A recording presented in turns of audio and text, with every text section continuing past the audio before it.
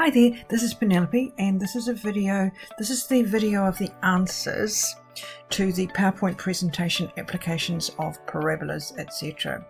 And we're going to start off with question 1, and you've got the question there.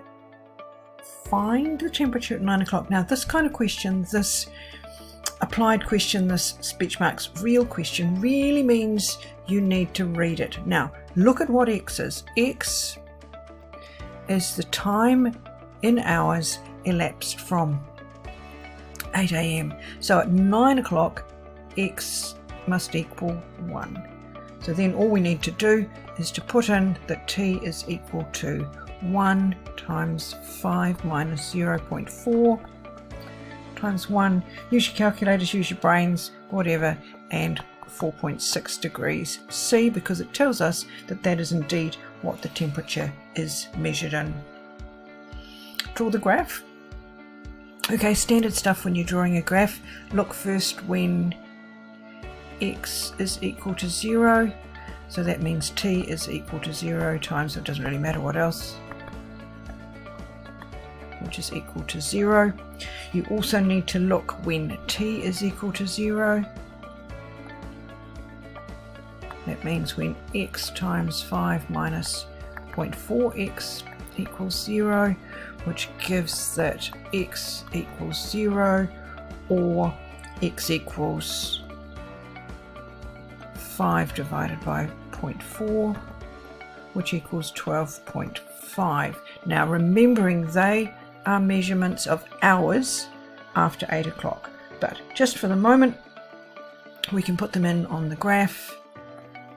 It's a parabola, so it's going to go through 0, 0, it's going to go through 12.5, and we need to realize that 12.5 then is 8:30 p.m.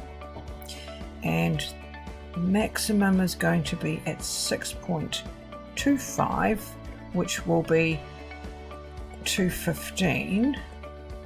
Now to find the maximum then we need to find when X equals 6.25, we need to find T, and it's just as simple as substituting in, and we get 15.625. Now that is degrees C, so I'm going to draw myself a parabola, and then I've worked out that that is 15.625, and X is in hours after 8 a.m. We look at the next question. At what 2 times during the day does the model predict that the temperature will be 0? Well, that was at 8:30 from the graph and at 0. So 8:30 p.m.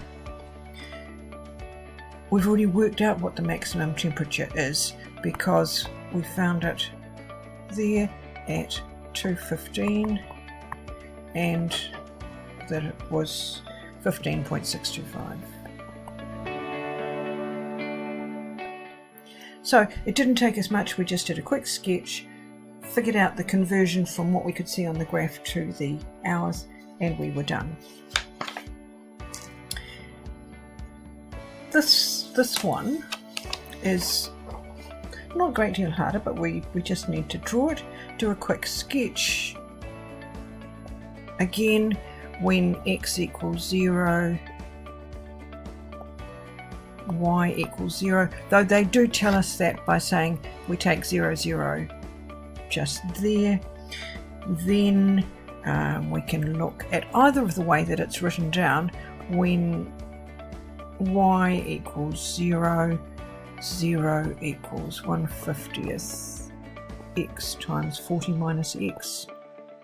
Or we can use the expanded version. Either way, it will give us that X equals 0, which we already knew, or X equals 40. So we can put that on our graph, draw a quick sketch.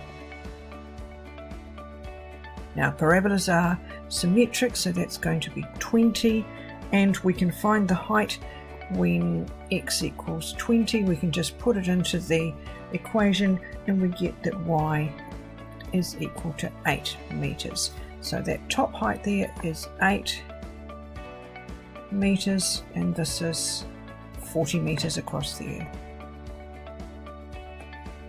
Right, now we need to look at the questions and we can read off. The next question says what is the width of the tunnel? Well, it must have been that maximum width. That must have been 40 meters. What is the height? We'd already worked that out as being 8 meters. Is it possible, or it is possible, to model the curve differently? What would it be if the origin was now the midpoint rather than the edge point? Okay, it's still going to go up to 8 meters. And now it's still going to have a width at the bottom of 40. So it's going to go out to 20 and it's going to go out to negative 20. Now all we have to do is to work out the graph from that.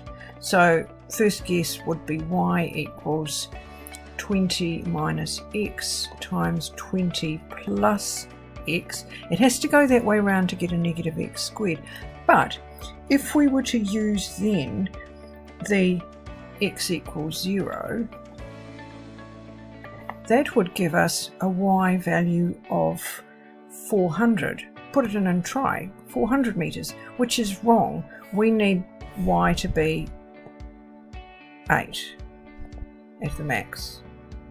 So 400 over 8 is 50, or rather 8 over 400 is a 50th. So then we'd have to say y is equal to a 50th of 20 minus x times 20 plus x to give us the appropriate parabola. Next question.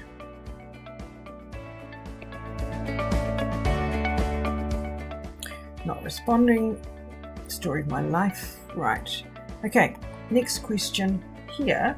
First up, if you don't play golf, you possibly need to just think a little bit about what the picture looks like. So you've got some sort of basis here, you've got some sort of hill, and over here somewhere you've got the flag. That's where you're trying to go, and you're standing on the top of the hill and you launch your golf ball like that. That's not a very good one. It needs to go up a little bit higher, but I couldn't find the space there. So fill in the table. That's just a calculator job. So when x is 0, y is 4. When x is 1, y is 18, 22, 16 and 0 again. The question says, what's the difference? Very slow. And not responding again. Please wait. It's asking you what the difference in the height is between here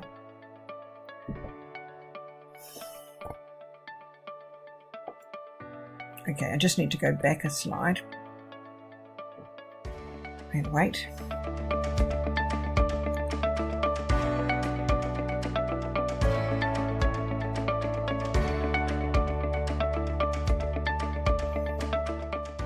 Right, the first question asks what is the difference in height between the ground there, where the ball has to go down the little hole, and where you're launching from, and it must be 4 meters. That's this height here. So the height of the hill is 4 meters. Question says expand 1 plus 5x times 4 minus 4x. Okay, we can do it the long way, so it would be 4 minus x plus 20x minus 5x squared, so that would be 4 plus 19x, when we've tidied it up, minus 5x squared. Now if we draw the graph of that, and I will have that on a beautiful one in the next slide, but we would do the same thing. We would look at when x equals 0 and find what y is. It would also look when y equals 0. Now, what values of x would be appropriate? Well, anything that allows us to have a positive time. So 0 has got to be maybe less than or equal to x, or maybe just less than. And then if we look at this, x is going to be equal to 4, so we'd make it less than or equal to 4 in terms of the x values. Now, using that information, we can draw the graph. Now, the working for the diagram here, we needed to say that when x is 0, y was equal to 4.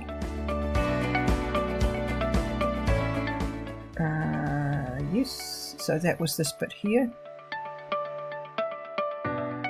There. And we also need to look when y equals 0, then either 1 plus 5x equals 0 or 4 minus x equals 0. So x equals 4. That's this bit here, x equals 4. And the other one will tell us that x equals negative 1 over 5, which is there. And 1 over 5 is 0.2, so it's negative 0.2. But that's time, and so that doesn't work. You can hear my dogs barking. That's fine. So all we're going to look at is, we're not interested in this bit down here. We're just going to look at the positive bit from 0 onwards. And we can find the maximum bit because we know what the total distance is in there. But we know that the positive bit is going to be, sorry, I just had to edit out my dogs there. We know the whole distance is going to be 4, so it's half of that is 2, but it's 2 units from the beginning, which would give us that the max was at 1.9, and when the max is at 1.9, then the height is 22.05. Now the question then goes on to ask, above the green, the height, and above the actual little hill. Sorry, above the ground. No, the ground is the green. So above where the green is, so above the ground as well. Right, above the green, this is over here.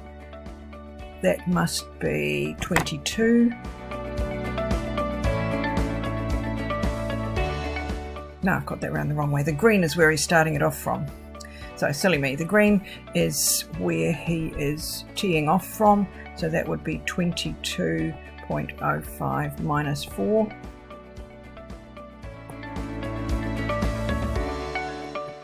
And above the ground would be the 22.05. Now, I may have got those golfing terms around the wrong way, but the point is that the whole height is 22.05 meters, and the height from here